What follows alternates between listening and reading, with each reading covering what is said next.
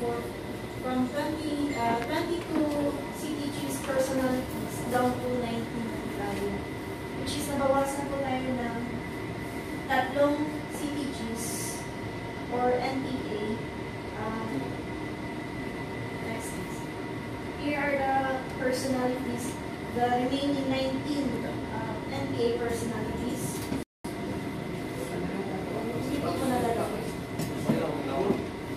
From the year 2024 poster, we have a total of 22 NPA personalities. But at the month of November 2024, we have accumulated 3 surrenders.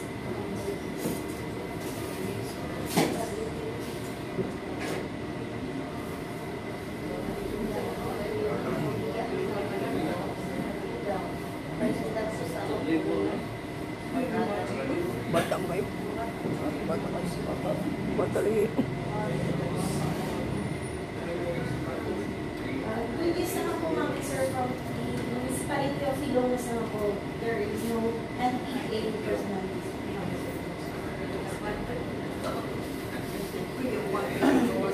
So the enemy activities po, most likely yung enemy po natin is makikita na po sa 3 municipalities. We have Sugod, Kapuyog, and Mahaklan.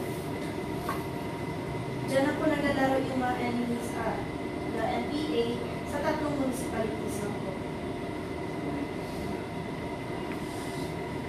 4th quarter naman po, nakikita po sila na naglalaro po sila sa Mahaklan, Kapuyog, and Sugod.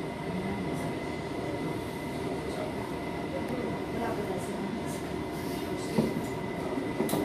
Ito po yung sinasabi ko kanina na may tatlo pong surrender. We have si Albero, Kanhatan, and si Jaylin Yubay Malinaw. Ito po si Malinaw po na surrender po ito sa Hibo-Hibo attachment, which is makikita natin natin sa Hibo-Hibo. Then si naman po si Majay or si Gods po ay sa Matalong Leyte, doon po sila na-surrender po. Mga bata po sila actually. 24, then 30.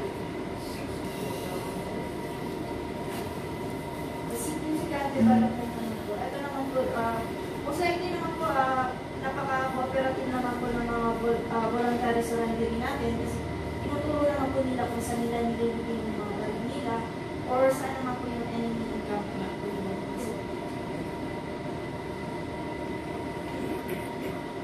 So for our analysis sa mga pag-surrender naman po nila, we believe that the area of Mahaklan, Abuyog, and Sugod most likely dito po naglalaro po ng personalities naman.